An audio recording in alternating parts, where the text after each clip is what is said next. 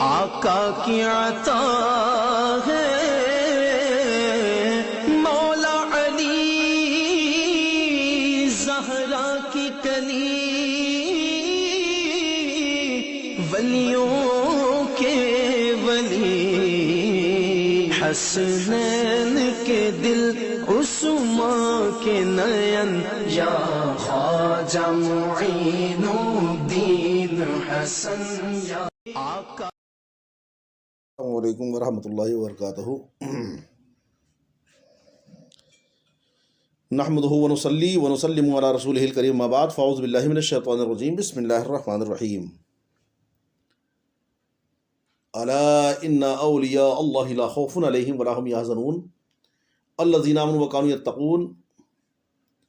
آمنت باللہ صدق اللہ العلی العظیم وبلغنا رسولہ النبی الامین الکریم ونحن علی ذلک لمن الشاہدین والشاکرین والحمد للہ رب العالمین۔ یا خدا بہر جناب مصطفیٰ امداد کن، یا رسول اللہ از بہر خدا امداد کن، یا شفیع المذنبین، یا رحمت للعالمین، یا امان الخائفین، یا ملتجا امداد کن، یا شہید کربلا، یا دافع کرب و بلا، گل رخا شہزادہ گلگوں قبا امداد کن۔ غوث اعظم بمنی بیسر اسامہ مدد، قبلہ دی مدد کعبہ ایمہ مدد، بگرداب بلا افتادہ کشتی، ضعیفان و شکستہ رات پشتی، بحق خواجہ عثمان ہارونی مدد کن یا معین الدین چشتی۔ قادری نعرہ یا غوث اعظم می ظلم تم شیخ احمد رضا خان قطب عالم می ظلم۔ بارگاہ سید المرسلین صلی اللہ تعالیٰ علیہ وسلم کی بارگاہ میں ایک مرتبہ اور درود پاک کا نظرانہ عقیدت پیش کر لیجئے۔ صلی اللہ علیہ نبی الامی وآلہ صلی اللہ علیہ وسلم، صلاۃ و سلام علیکہ یا رسول اللہ۔ رسول اور آل رسول کی بارگاہ میں مرتبہ اور درود پاک پیش کر لیجئے۔ صلی اللہ علیہ نبی الامی وآلہ صلی اللہ علیہ وسلم، صلاۃ و سلام علیکہ یا رسول اللہ۔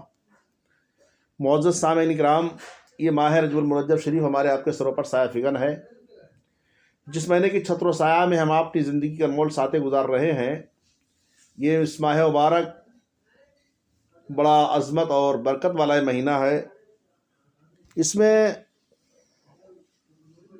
بہت سی مقدس تاریخیں بھی ہیں، لیکن انہی تاریخوں میں ایک بہت اہم تاریخ ہمارے ہند کے راجہ، ہم سنیوں کے خواجگاں حضرت خواجہ غری نواز رضی اللہ تعالیٰ عنہ کی ذات و برکات بھی ہے، حضرت سے منسوب بھی تاریخ اسی ماہ مبارک میں ہے۔ تو آج میرا موضوع سخن یہ ہے کہ سرکار خواجہ غری نواز رضی اللہ تعالیٰ عنہ کی بارگاہ میں کچھ خراج عقیدت پیش کرنے کے ساتھ حاصل کر رہا ہوں۔ پروردگار عالم کی بارگاہ میں دعا ہے، پروردگار عالم ہم کو حق بولنے اور آپ سب کو حق سننے اور ہم سب کو حق پر عمل کرنے کی توفیق عطا فرمائے۔ حضرات، پروردگار عالم نے قرآن مجید میں ارشاد فرمایا کہ الا ان اولیاء اللہ لا خوف علیہم ولا هم یحزنون، جس کا سیدھا ترجمہ یہ ہے کہ سن لو، بے شک اللہ کے ولیوں پر نہ کچھ خوف ہے اور نہ کچھ غم۔ الذین آمنوا وکانوا یتقون، اور وہ جو ایمان لائے اور پرہیزگاری اختیار کرتے ہیں۔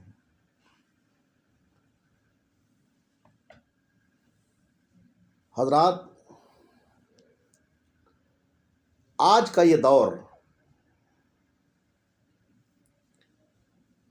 اور اللہ تعالیٰ کے نیک پارسا بندے اور آقائے نعمت، آقائے کائنات نبی رحمت صلی اللہ تعالیٰ علیہ وسلم کے نیک صالح اور متقی پرہیزگار امتی اولیاء اللہ سے بیزاری اور اسلام کی سچائی سے دوری کا ہے، جو ارباب اسلام کو غور و فکر کی دعوت دیتا ہے۔ یہود و نصارہ اور مشرکین کے ناپاک منصوبوں کے تحت اسکولوں، کالجوں اور یونیورسٹیوں کی تعلیم کے نصاب اور کورس کی کتابوں میں ایسے غلط اور من گھڑت واقعات کو شامل کیا گیا ہے جس کے پڑھنے کے بعد شک، وہم اور تذبذب کا دروازہ کھلتا نظر آتا ہے۔ اور ایک نوجوان مسلمان اللہ تعالیٰ کی سچی بندگی اور رسول پاک صلی اللہ تعالیٰ وسلم کی مضبوط غلامی سے اپنا تعلق اور رشتہ کمزور کرتا ہوا نظر آتا ہے۔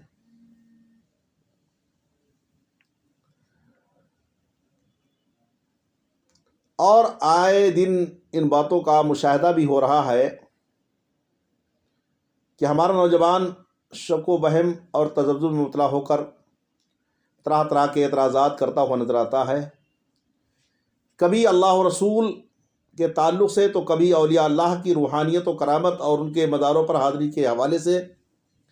یہ ساری خرافاتیں اور اسلام مخالف باتیں اسکول و کالج یونیورسٹیوں کی غلط بیہودہ تعلیم اور بدعقیدہ منافق لوگوں کی صحبت کا نتیجہ نظر آتی ہے، جس کی وجہ سے ہماری نئی نسل اور نئے نوجوان مسلمان بے شک و وہم اور تذبذب کے دلدل میں دھنستے چلے جا رہے ہیں، اور اسلام کی سچائی اور ایمان یقین کی حقیقت سے دوری بڑھتی چلی جا رہی ہے۔ مسلمانوں، یہ ایک حقیقت ہے کہ اولیاء اللہ سے دور ہونا اسلام سے دور ہونا ہے۔ قرآن و سنت سے یہ بات ظاہر و ثابت ہے کہ اسلام اللہ تعالیٰ کا پسندیدہ دین اور آخری مذہب ہے، اور قرآن مجید اللہ تعالیٰ کی آخری آسمانی کتاب ہے، اور پیغمبر اسلام محبوب خدا صلی اللہ تعالیٰ علیہ وسلم اللہ تعالیٰ کے آخری نبی اور رسول ہیں۔ اب قیامت تک کوئی نیا نبی نہیں آئے گا۔ تو جب کوئی نیا نبی نہیں آ سکتا تو اب ایک سوال یہ پیدا ہوتا ہے کہ اگلی امتوں میں ایک کے جانے کے بعد ہدایت و رہبری کے لیے دوسرے نبی تشریف لاتے رہے، اور ہمارے پیارے نبی صلی اللہ تعالی وسلم کے وصال شریف کے بعد کوئی نبی پیدا نہیں ہوگا، تو اسلام کی تبلیغ اور رشد و ہدایت کا کام اب آگے کیسے بڑھے گا؟ تو جہاں یہ بات ذہن میں آتی ہے تو وہیں پر نبی پاک صلی اللہ تعالی وسلم کی حدیث پاک ہماری رہبری فرماتی ہے۔ میرے سرکار صلی اللہ تعالی وسلم نے ارشاد فرمایا، علماء امتی کا انبیاء بنی اسرائیل، میری امت کے علماء بنی اسرائیل کی نبیوں کی طرح ہیں۔ سبحان اللہ۔ یعنی رشد و ہدایت کا جو فریضہ پہلے کے انبیاء کرام علیہ السلام انجام دیتے تھے، یہ کام میری امت کے علماء پورا کریں گے، اور ان سچے اور نیک پارسا علماء کرام کے گروہ کو جو جانشین مصطفیٰ نائبین نبی صلی اللہ علیہ وسلم ہیں، انہی نیک صالح اور متقی پرہیزگار لوگوں کو اولیاء اللہ کہا جاتا ہے۔ حضرات، یہ تاریخ شاہد ہے، ہسٹری گواہ ہے کہ اسلام بادشاہوں اور امیروں کا مرہون منت کبھی نہیں رہا، بلکہ اکثر مسلمان کہلانے والے بادشاہوں اور امیروں نے اسلام کے پاک صاف دامن کو داغدار کیا اور اسلام کی بڑھتی ہوئی طاقت و قوت کو نقصان پہنچایا ہے۔ اللہ تعالیٰ کی زمین تقوی و طہارت اور نیکی سے آباد ہوئی اور اسلام خوب پھولا پھلا، تو بادشاہوں اور امیروں کے ذریعہ نہیں بلکہ ان پاک اور نیک لوگوں کے ذریعہ عمل میں آیا جن کو اولیاء اللہ کہا جاتا ہے۔ اللہ کے ولی دنیا کے جس خطے میں گئے، اپنے پیارے نبی صلی اللہ تعالی وسلم کی سیرت و صورت کی سچی تصویر بن کر گئے۔ ان کا وجود مسعود مجسم اسلام تھا، ان کا کردار اخلاق محبوب صلی اللہ تعالیٰ علیہ وسلم کے کردار اور اخلاق کا صاف و شفاف آئینہ تھا۔ انہی اللہ والوں کی پاک نیک صحبت کی خوشبو سے علاقہ کا علاقہ معطر ہو گیا، اور کفر و شرک کے گھڑا توپ اندھیرے ختم ہوئے، اسلام کا پر نور سویرا طلوع ہوا، اور ایمان و یقین کا اجالا پھیلا۔ اللہ کے ولی جس راہ سے گزر گئے، اسلام کی خوبیوں سے آگاہی دیتے گئے اور ایمان کے نور سے اندھیرے قلوب کو منور و مجلہ کرتے گئے۔ انہی اللہ والوں نے اپنے علم و عمل، اخلاق و کردار اور روحانی کمالات و کرامات کے ذریعہ کفر و شرک اور وہم و شک کے اندھیروں میں بھٹکنے والے انسانوں پر اسلام کے برکات و حسنات کو ظاہر و روشن کر دیا، جس کے سبب سے گاؤں کا گاؤں، قصبہ کا قصبہ، شہر کا شہر، ملک کا ملک اسلام کے دامن کرم میں ابدی پناہ حاصل کرتا گیا۔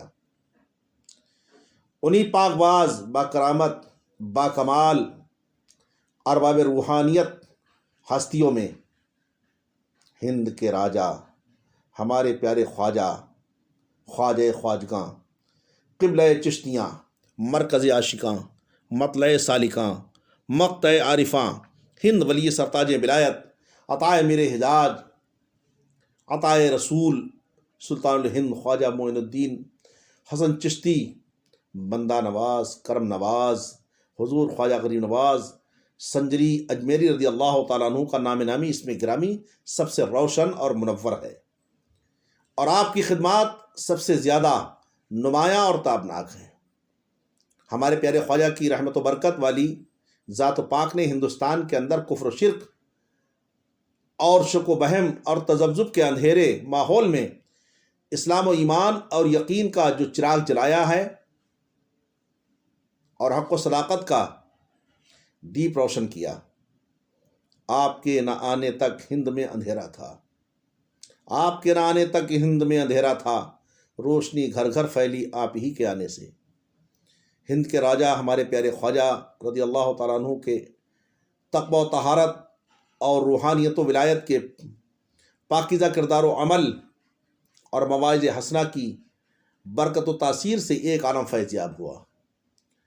کافر مسلمان ہوئے، چور ابدال ہوئے، گنہگار، خطاکار، نیک، صالح اور متقی و پرہیزگار ہوئے۔ اس طرح تقریباً 90 لاکھ انسان اسلام کے دامن کرم سے وابستہ ہو کر ایمان و یقین کی ابدی نعمت اور حق و صداقت کی سرمدی دولت سے سرفراز ہوئے۔ لیکن خواجہ غریب نواز رضی اللہ تعالیٰ عنہ کون؟ آپ ان کو تھوڑا تاریخ اور حضرت کی سیرت پاک کے کچھ گوشے آپ تک گزار کروں گا، ان کو تھوڑا سا غور سماعت کریں حضرات۔ خواجہ غریب نواز رضی اللہ تعالیٰ عنہ کب اور کہاں پیدا ہوئے؟ 14 ربیع الاول شریف 530 با اختلاف روایت 537 ہجری تھی۔ کہاں پیدا ہوئے آپ؟ سنجر علاقہ سیستان میں مقام۔ آپ کی تاریخ وصال جو ہے وہ 6 رجب شریف ہے، 627 ہجری ہے۔ اجمیر شریف میں آپ کا مزار شریف ہے۔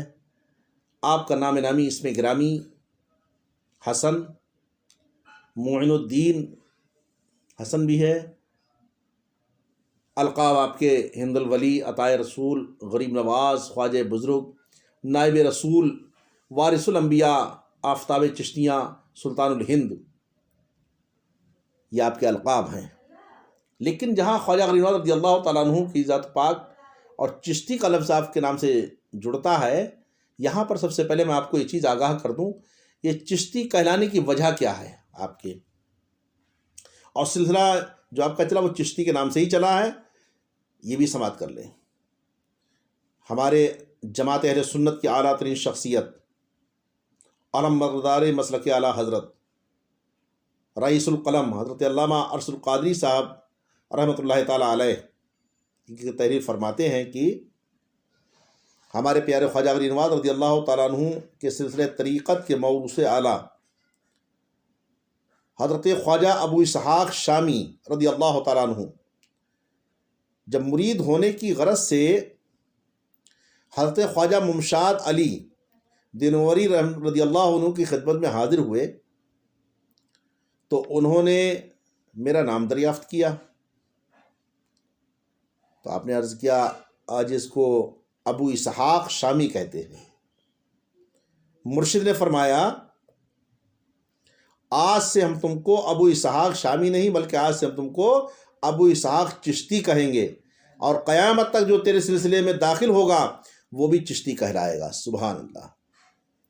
اسی نسبت سے ہمارے پیارے خواجہ غریب نواز رضی اللہ تعالیٰ عنہ بھی چشتی کہلاتے ہیں۔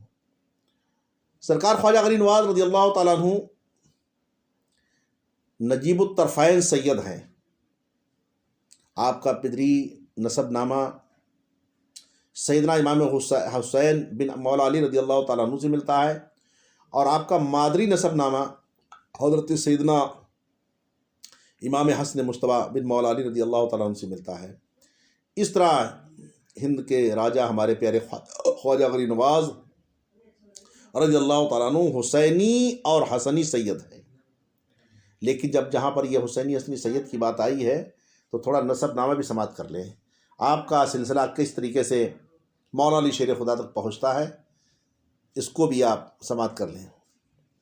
ہمارے خواجہ غریب نواز رضی اللہ تعالیٰ عنہ کا نسب پدری یہ ہے سید معین الدین حسن بن سید غیاث الدین بن سید کمال الدین بن سید احمد حسین بن سید نجم الدین طاہر بن سید عبدالعزیز بن سید ابراہیم بن سید امام علی رضا بن سیدنا موسیٰ کاظم بن سیدنا امام جعفر صادق بن سیدنا امام محمد باقر بن سیدنا امام علی زین العابدین بن سیدنا امام حسین بن سید السادات علی مرتضیٰ کرم اللہ تعالیٰ وجہ الکریم، یہ آپ کا پدری نسب نامہ ہے۔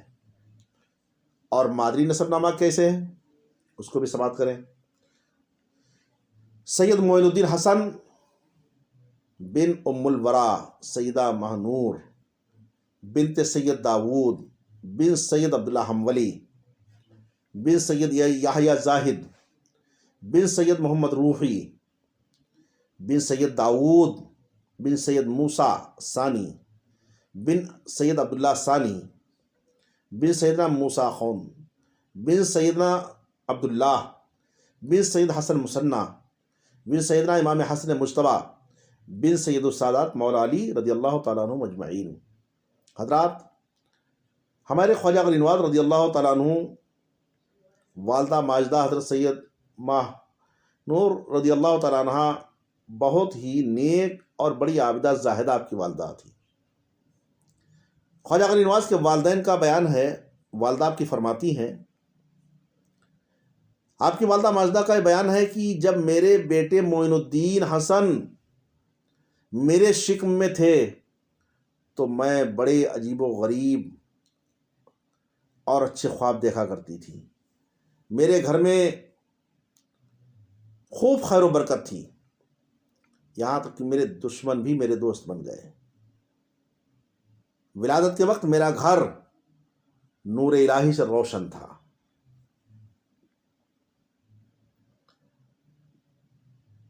ہمارے ہند کے راجہ خواجہ غریب نواز رضی اللہ تعالیٰ عنہ کے بچپن کا دور بڑی خوشحالی اور نیک نامی کے ساتھ گزرا، اور آپ کے بچپن ہی میں آثار ولایت آپ کی جبین سعادت پر نمایاں اور ظاہر تھے۔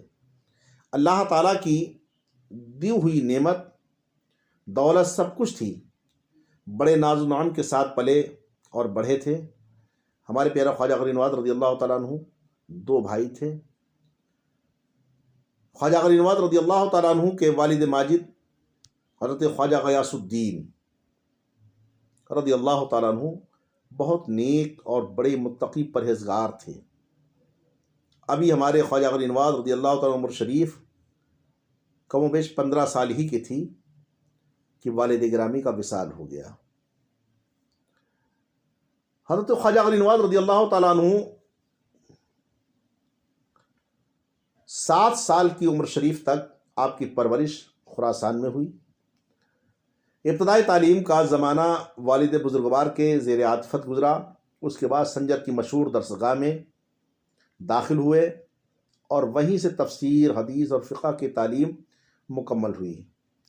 14 سال کی عمر شریف میں اور کتاب مرات الاسرار کے مطابق 15 سال کی عمر شریف میں والد بزرگوار کا سایہ سر سے اٹھ گیا، اور آپ کے والد ماجد کا مزار مبارک جو ہے سید غیاث الدین رحمۃ اللہ تعالیٰ علیہ کا، یہ بغداد شریف میں ہے۔ حضرات، ہمارے خواجہ غریب نواز رضی اللہ تعالیٰ عنہ پیدائشی ولی ہیں۔ والد گرامی اور والدہ ماجدہ سے لے کر حضرت مولا علی شیر خدا رضی اللہ تعالیٰ عنہ اور حضرت سیدہ فاطمہ الزہرا رضی اللہ تعالیٰ عنہا تک سارے خاندان اور پورے کنبے کا ایک ایک فرد ولی اور قطب ہے۔ اس پیاری نسبت کے باوجود ہمارے پیارے خواجہ غریب نواز رضی اللہ تعالیٰ عنہ پیدائشی ولی بھی ہیں، سب ولی کے گھر والے، اس کے باوجود آپ نے مدرسے میں داخلہ لیتے ہیں، آپ قرآن و حدیث اور تفسیر وغیرہ کی تعلیم مکمل فرماتے نظر آتے ہیں، اور وقت کے جید عالم فاضل بنتے نظر آتے ہیں آپ۔ مگر آج کل کچھ پیر اور بزرگ کہلانے والے یہ کہتے ہوئے نظر آتے ہیں کہ ہم کو کسی مدرسے کی تعلیم کی ضرورت نہیں ہے، ہم کو قرآن و حدیث کی تعلیم کسی مولانا سے حاصل کرنے کی کوئی حاجت نہیں ہے، ہم سب کچھ پڑھائے ہوئے ہیں۔ تو ایسے پیر بزرگ کہلانے والے حضرات سے میرا ایک سوال ہے کہ ہمارے پیارے سرکار خواجہ غریب نواز رضی اللہ تعالیٰ عنہ تو پیدائشی ولی تھے، کیا آپ بھی پیدائشی ولی ہیں؟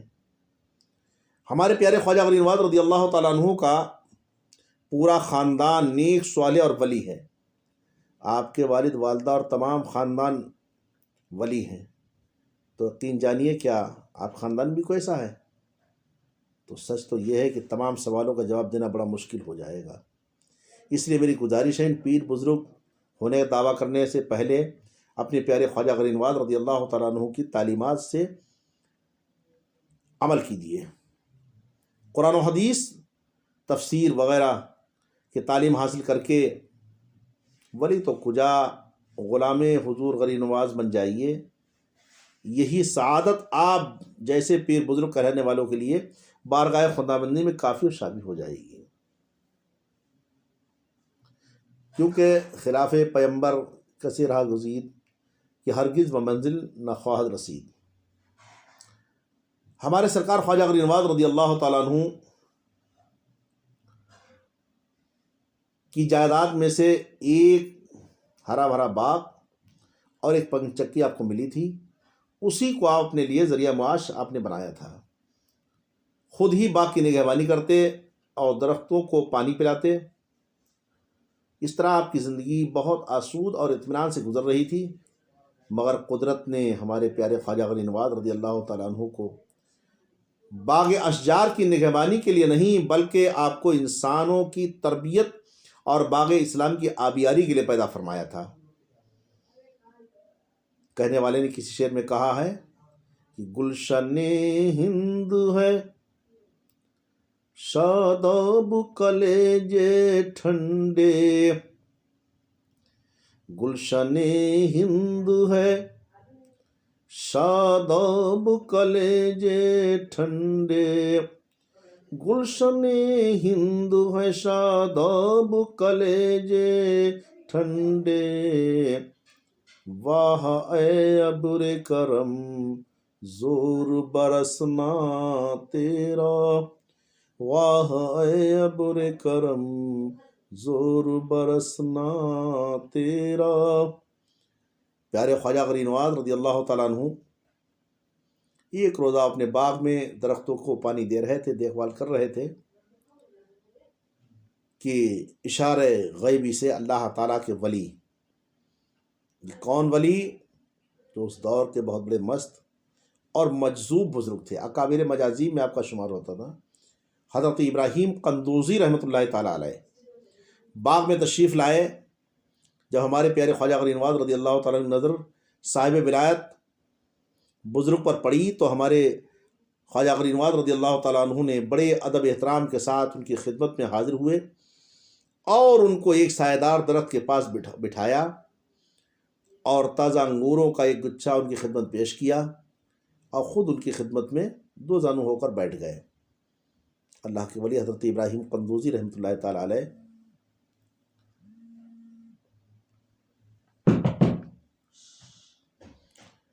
حضرت ابراہیم قندوزی رحمۃ اللہ تعالیٰ علیہ انگور تناول فرمانے آپ نے اور پیارے خواجہ ادب اور ہمارے پیارے خواجہ کے ادب احترام اور آپ کی خدمت سے خوش ہو کر بغل سے کھلی کا ایک ٹکڑا نکال کر اپنے منہ میں ڈالا، دندان مبارک سے چبا کر ہمارے پیارے خواجہ غریب نواز کے منہ میں ڈال دیا۔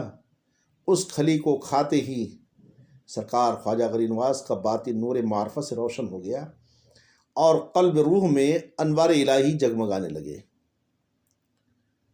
اور آپ کے دل کی دنیا زیر و زبر ہو گئی۔ اس طرح آپ کے دل میں باغ اور پنچکی اور گھر کے سارے ساز و سامان سے بیزاری پیدا ہو گئی۔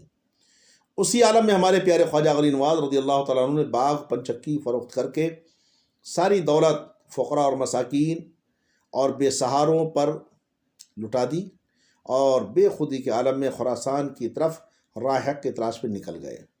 حضرات، اللہ تعالیٰ نے اپنے محبوب نیک محبوب بندوں میں یعنی اولیاء اللہ کی نسبت و تعلق میں کس قدر رحمت و برکت اور تاثیر رکھی ہے کہ اللہ تعالیٰ کے ولی حضرت ابراہیم قندوزی رحمۃ اللہ تعالیٰ علیہ کی چبائی ہوئی کھلی کھاتے ہی ہمارے پیارے خواجہ غریب نواز رضی اللہ تعالیٰ عنہ کا باطن نور معرفت سے روشن ہوتا ہوا نظر آیا، اور قلب روح مجلہ و مصفہ ہو گئی، اور دل کی دنیا میں انقلاب برپا ہوتا ہوا نظر آیا۔ ہم غلامان خواجہ غریب نواز کو اپنے پیارے خواجہ غریب نواز رضی اللہ تعالیٰ عنہ کی عادت و سنت پر عمل کرتے ہوئے اللہ والوں کی بارگاہ سے باادب خدمت کی سعادت حاصل کرنا چاہیے، تاکہ اللہ والوں کی نگاہ کیمیا کے اثر سے ہم گناہ گار خطا کاروں کے قلوب کی سیاہی دھل جائے اور ہمارے دلوں میں نور معرفت کا اجالا پیدا ہو جائے اور زندگی کامیاب و کامران ہو جائے۔ نگاہ مرد مومن سے بدل جاتی ہیں تقدیریں، نگاہ مرد مومن سے بدل جاتی ہیں تقدیریں، جو ہو ذوق یقین پیدا تو کٹ جاتی ہیں زنجیریں، جو ہو ذوق یقین پیدا تو کٹ جاتی ہیں زنجیریں، نگاہ مرد مومن سے بدل جاتی ہیں تقدیریں۔ اور ایک شعر میں اور بھی کہا گیا ہے کہ نگاہ ولی میں وہ تاثیر دیکھی، نگاہ ولی میں وہ تاثیر دیکھی، بدلتی ہزاروں کی تقدیر دیکھی، بدلتی ہزاروں کی تقدیر دیکھی۔ سرکار خواجہ غریب نواز رضی اللہ تعالیٰ عنہ علم ظاہر کے بعد علم باطن ہے۔ علم سفینہ کے بعد علم سینہ سے ظاہری علوم کے لیے استاد کی ضرورت ہوتی ہے، اور استاد کا ظاہری علوم کے ذریعہ حق سچ کا راستہ دکھایا دیتا ہے، لیکن منزل مقصود ابھی آگے ہے، اور علوم باطنی کے لیے پیر و مرشد کی ضرورت ہوتی ہے۔ پیر و مرشد علوم باطنی کے ذریعہ منزل مقصود یعنی محبوب خدا رسول پاک صلی اللہ تعالیٰ علیہ وسلم تک پہنچا دیتا ہے، اور رسول پاک صلی اللہ تعالیٰ علیہ وسلم اس مرید صادق کو رب تعالیٰ تک پہنچا دیتے ہیں، اور یہی منزل اولین آخرین کی منزل مقصود ہے۔ اسی لیے تو مولانا روم جلال الدین رحمۃ اللہ تعالیٰ علیہ فرماتے ہیں، مولوی ہرگز نہ شد مولائے روم، تا غلام شمس تبریزی نہ شد۔ اور جب تک بکے نہ تھے تو کوئی پوچھتا نہ تھا، تم نے خرید کر مجھے انمول کر دیا۔ اللہ کے ولی ہمارے پیارے خواجہ غریب نواز رضی اللہ تعالیٰ عنہ نے عالم فاضل محدث مفسر اور مفتی حتیٰ کہ تمام علوم ظاہری سے آراستہ ہونے کے بعد مرد حق آگاہ خدا رسیدہ شیخ کامل پیر و مرشد کی تلاش جستجو شروع فرما دی۔ شیخ معظم پیر و مرشد کی تلاش میں بہت سی خانقاہوں میں اولیاء کرام با کمال و کرامت کی خدمت میں حاضری کے شرف سے آپ باریاب ہوتے رہے، لیکن جواب ملتا کہ معین الدین حسن تمہارا حصہ ہمارے یہاں پاس نہیں ہے، تمہارا حصہ کسی اور کے پاس ہے۔ وہاں سے تمہیں علوم باطنی کی تشنگی کے ساتھ تلاش مرشد میں سفر شروع کرتے رہے آپ۔ آخر کار وہ نیک گھڑی اور وہ ساعت سعید وہ روز روشن اپنی تمام تر رحمتوں اور برکتوں کے ساتھ آ ہی گیا۔ پرخلوص جہد و پہم اور سچی تلاش اور جستجو نے منزل مقصود کا پتہ اور وسیلہ شیخ کامل، اللہ کے ولی، محبوب خدا رسول پاک صلی اللہ علیہ وسلم کا سچا نائب حضرت خواجہ عثمان ہارونی رضی اللہ تعالیٰ عنہ جیسے عظیم الشان پیر و مرشد کے چشمہ کرم پر لا کر کھڑا کر دیا۔ اور سچ تو یہ ہے کہ در کریم سے بندے کو کیا نہیں ملتا، جو مانگنے کا طریقہ ہے اس طرح مانگو، سب کچھ ملتا ہے۔ آج لوگ بہانہ کرتے نا ملتا نہیں کچھ، سب کچھ ملتا ہے، لیکن بات تو یہ ہے کہ جو مانگنے کا طریقہ ہے اس طرح مانگو۔ در کریم سے بندے کو کیا نہیں ملتا۔ حضور سید العلماء سید علیہ مصطفیٰ ماروی رضی اللہ تعالیٰ عنہ بیان فرماتے ہیں کہ ہند کے راجہ ہمارے پیارے خواجہ غریب نواز رضی اللہ تعالیٰ عنہ دیکھا کہ ایک مرد بزرگ تشریف لا رہے ہیں۔ جیسے ہی ان کی نگاہ مجھ پر پڑی تو ان بزرگ نے ارشاد فرمایا، حسن تم آ گئے؟ ہمارے پیارے خواجہ غریب نواز رضی اللہ عنہ کو بڑا تعجب ہوا کہ میں تو ان بزرگ کو کبھی دیکھا نہیں اور آج پہلی مرتبہ ملاقات کر رہا ہوں، مگر یہ بزرگ تو مجھے پہچانتے ہیں۔ میں نے ان بزرگ کو سلام کرنے کے بعد پوچھا، کیا ہے حضرت، کیا آپ مجھے پہچانتے ہیں؟ تو ان بزرگ نے ارشاد فرمایا کہ ہندوستان کے بادشاہ کو کون نہیں پہچانے گا، سبحان اللہ، میں تو تمہارا انتظار کر رہا تھا اور تمہارے انتظار میں ہی اب تک جی رہا ہوں۔ وہ بزرگ کون؟ حضرت خواجہ عثمان ہارونی رضی اللہ تعالیٰ عنہ تھے، سبحان اللہ۔ ہمارے پیارے خواجہ غریب نواز رضی اللہ تعالیٰ عنہ اپنے مرشد کی ملاقات اور بیعت کا یہ واقعہ جو میں عرض کر رہا ہوں، یہ شیخ کامل پیر و مرشد کی تلاش میں، جستجو میں بغداد مولا سید طائفہ حضرت خواجہ جنید بغدادی رضی اللہ عنہ کی مسجد میں حاضر ہوئے اور اپنے شیخ معظم پیر و مرشد حضرت خواجہ عثمان ہارونی رضی اللہ تعالیٰ عنہ کی دولت پاپوسی سے مشرف ہوئے۔ یعنی خلاصہ کلام یہ ہے کہ میں نے اپنے پیر و مرشد کے قدموں کو چوما۔ اس وقت روئے زمین کے بڑے بڑے مشائخ، عظام، اولیاء اکرام ہمارے پیر و مرشد کی خدمت اقدس میں حاضر تھے۔ جب میں نے سر نیاز زمین پر رکھا تو پیر و مرشد نے ارشاد فرمایا، 2 رکعت نماز ادا کرو۔ میں نے ادا کر لی۔ پھر پیر و مرشد نے فرمایا، قبلہ رو بیٹھ جاؤ۔ میں بیٹھ گیا۔ پھر پیر و مرشد نے حکم دیا، سورہ بقرہ پڑھو۔ میں نے پڑھی۔ پھر پیر و مرشد کا فرمان ہوا، 21 مرتبہ درود شریف پڑھو۔ میں نے پڑھی۔ پھر پیر و مرشد کھڑے ہو گئے اور میرا ہاتھ پکڑ کر آسمان کی طرف منہ کیا، فرمایا، آ تجھے خدا تک پہنچا دوں۔ اس کے بعد قینچی لے کر میرے سر پر چلائی اور کلاه 4 طرف کی جو میرے سر پر رکھی اور گلے میں خاص عطا فرمائی۔ پھر پیر و مرشد نے ارشاد فرمایا، بیٹھ جاؤ۔ میں بیٹھ گیا۔ پھر پیر و مرشد نے فرمایا، ہمارے سلسلے میں 1 دن اور 1 رات کے مجاہدے کا معمول ہے، تم آج رات اور دن مجاہدے مشغول رہو۔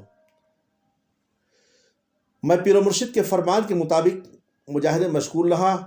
دوسرے دن جب خدمت اقدس میں حاضر ہوا تو پیر و مرشد نے ارشاد فرمایا، آسمان کی طرف دیکھو۔ میں نے دیکھا تو پیر و مرشد نے دریافت کیا، تم کہاں تک دیکھتے ہو؟ تو میں نے عرض کیا، حضور عرش اعظم تک دیکھتا ہوں۔ پھر پیر و مرشد نے فرمایا، زمین کی طرف دیکھو۔ میں نے دیکھا تو پیر و مرشد نے پوچھا، اب تم کہاں تک دیکھتے ہو؟ تو میں نے عرض کیا، تحت الثری تک دیکھ رہا ہوں۔ پھر پیر و مرشد نے فرمایا، 1000 مرتبہ سورہ اخلاص پڑھو۔ میں نے پڑھی۔ پھر پیر و مرشد نے فرمایا، آسمان کی طرف دیکھو۔ میں نے دیکھا تو پیر و مرشد نے فرمایا، کہاں تک دیکھتے ہو؟ تو میں نے عرض کیا، حجاب عظمت تک۔ سبحان اللہ۔ پھر پیر و مرشد نے فرمایا، آنکھیں بند کرو۔ میں نے بند کی۔ پیر و مرشد نے فرمایا، آنکھیں کھولو۔ میں نے آنکھیں کھولی۔ پھر پیر و مرشد نے اپنی 2 انگلیوں اوپر اٹھائیں اور فرمایا، میری ان دونوں انگلیوں کے درمیان دیکھو۔ اور فرمایا، کیا دیکھتے ہو؟ تو میں نے عرض کیا کہ آپ کی دونوں انگلیوں کے بیچ میں اللہ نے جو 18,000 عالم پیدا فرمایا، 18,000 عالم دیکھ رہا ہوں، سبحان اللہ۔ اس کے بعد پیر و مرشد کا حکم ہوا کہ سامنے جو اینٹ ہے پڑی ہوئی اس کو اٹھا لاؤ۔ میں نے جب اس اینٹ کو اٹھایا تو اس کے نیچے سونے کے روپے پڑے تھے۔ پیر و مرشد نے فرمایا ان روپے کو اٹھا لاؤ، میں نے جا کر غریبوں اور فقیروں پر تقسیم کر دوں۔ میں نے ایسا ہی کیا، واپس لوٹ کر آیا تو پھر مرشد کا حکم ہوا تم کچھ دن ہماری صحبت میں رہو۔ تو میں نے عرض کیا پیر و مرشد کا حکم سر آنکھوں پر۔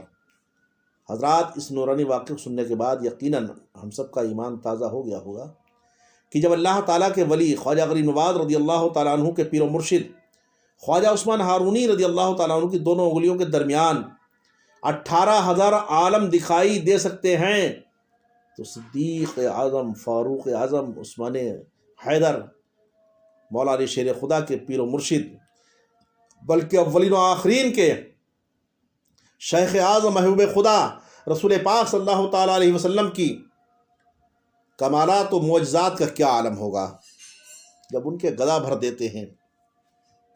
شاہان زمانہ کی جھولی محتاج کا جب یہ عالم مختار کا عالم کیا ہوگا۔ اسی لیے تو اعلیٰ سرکار فرماتے ہیں میرے سر عرش پر ہے تیری گزر، دل فرش پر ہے تیری نظر، ملکوت و ملک میں کوئی شے نہیں وہ جو تجھ پہ آیا نہیں۔ ہمارے خواجہ غریب نواز رضی اللہ تعالیٰ عنہ 20 سال تک مرشد کی خدمت میں رہے۔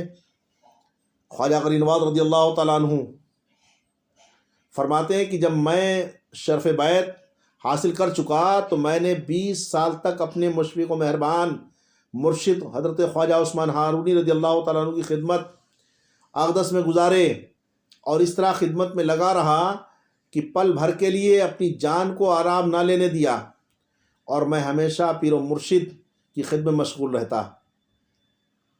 سفر ہو کہ حضر، پیر و مرشد کا